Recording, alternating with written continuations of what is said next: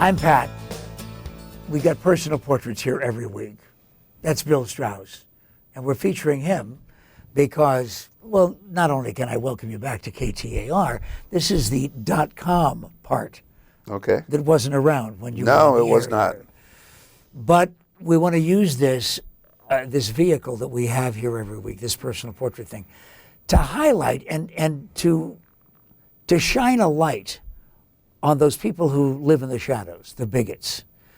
As the regional director of the Anti-Defamation League, how do they get to that point, Bill Straus? How do they get to the point where they say, I'm singling out that group, that religion, that color, and spending the rest of my life hating them?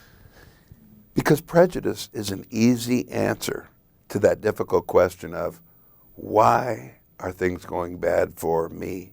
Why are things going so bad for my family? Why is our city and our state in the shape it's in? Why is the country so bad? Why is the world messed up? For a bigot, the answer becomes very easy. It's the fill in the missing. Aren't there any happy bigots? Are there well-educated bigots? Are there people who are financially successful? Are there neurosurgeons who are in the Ku Klux Klan? Bigotry is almost the antithesis of not intelligence, of gleaning and acquiring information. Bigotry shuts off the flow of information. When you're a bigot, you've made up your mind about a group.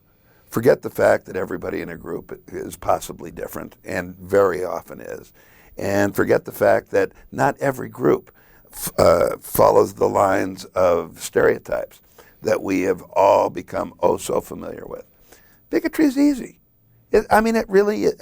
I've had bigots, when called on their bigotry, respond to me, well, you're a bigot. You're a bigot against neo-Nazis. It's not a bigot. I come to my position very honestly from having acquired enough information about the group, know what they're about, know what their goals and aims and aspirations are, that, yeah, I'm opposed to them. I don't like them. But the question you ask is interesting. How do bigots come to where they are? You know, it's really interesting.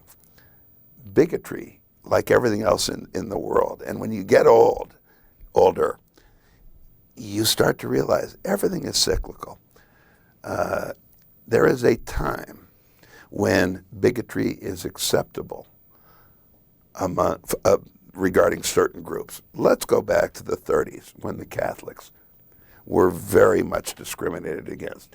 The principal at Seton Catholic High School told me and a group of students one time that I reminded him of something he promised himself he'd never forget. The sign in his grandfather's dining room that said Catholics need not apply.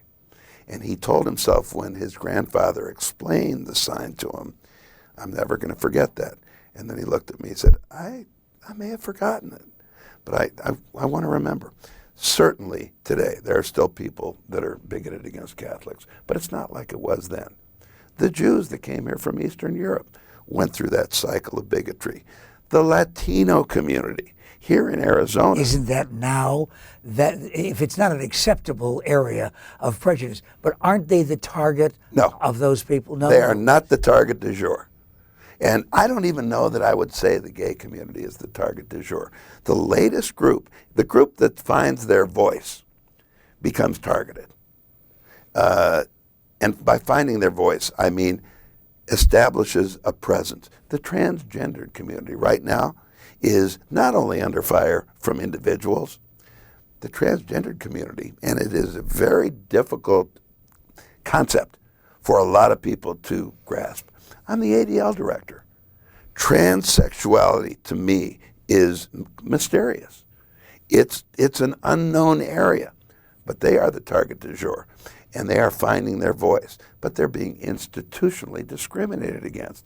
The legislature is spending time working on policing the bathrooms in Arizona. Now, if you were to ask me, is that the result of bigots? Yeah.